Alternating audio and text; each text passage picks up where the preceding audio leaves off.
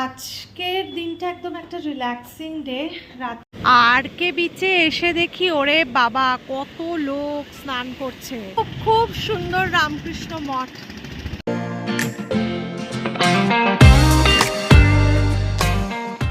Good morning everyone. আজকে হচ্ছে 9th March Sunday, আর আজকে রাতে ট্রেনে আর কি ফিরে যাব কলকাতা, মানে কালকে সকালে পৌঁছানোর। যাই হোক, তো এখন টাইম হয়ে গেছে 11:30 রাদার, আর বেরোচ্ছি একটু বিচ সাইডে যাব, মানে আর কে বিচে। আমাদের হোটেল থেকে তো একদম 2 মিনিট, তাও না 1 মিনিট। তো চলো এখন আর কে বিচে যাওয়া যাক। আজকের দিনটা একদম একটা রিল্যাক্সিং ডে। রাতের ট্রেন আছে আর কি আমাদের।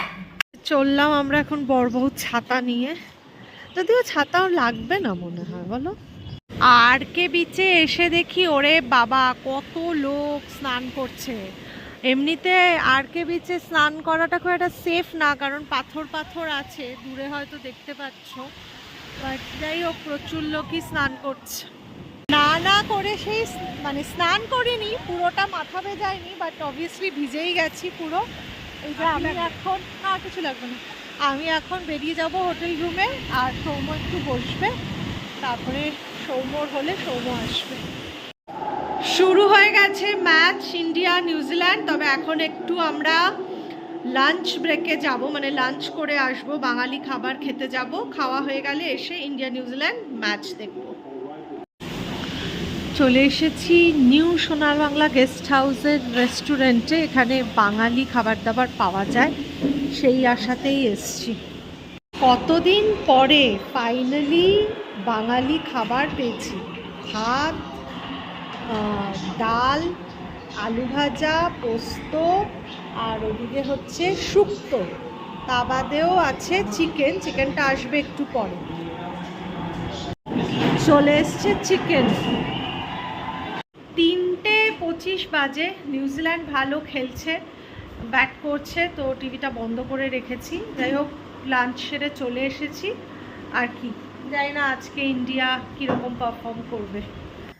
একবার করে টিভি বন্ধ করছি আর তারপরে আবার টিভি খুলছি। যাই হোক, টাইম হয়ে গেছে 5:30, আর আজকে যেহেতু রাতের ট্রেন, তো 8টা থেকে 8:30টার মধ্যে বেরিয়ে যাব। ওই জন্য এখন বেরিয়েছি একটু সি বিচ এনজয় করার জন্য, আর আশপাশটা একটু এই আরেকবার কালীবাড়ি যাব, তারপরে একটু সি বিচটা যতক্ষণ পারবো সময় কাটাবো। তো চলো যাই। কি ভাল লাগছে দেখো সমুদ্রকে দেখতে। 6টা 8 বাজে, আর এসছে হচ্ছে এখানকার রামকৃষ্ণ মঠটা দেখবো বলে। খুব খুব খুব সুন্দর রামকৃষ্ণ মঠ।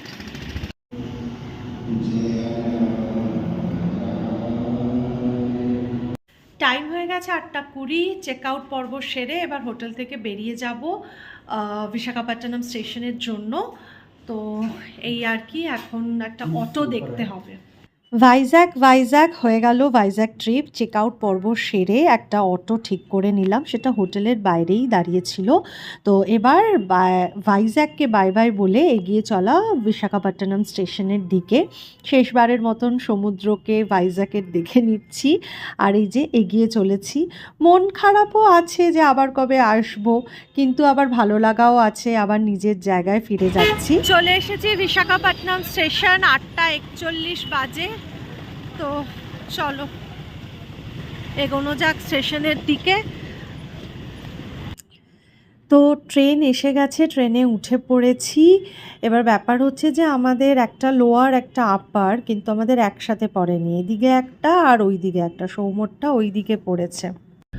টাইম হয়েছে 12:30। এখন ট্রেন এসে পৌঁছেছে খড়গপুরে, মানে যে টাইমে ট্রেনের ঢোকার কথা ছিল শালিমারে, ট্রেন এখন খড়গপুর ঢুকছে।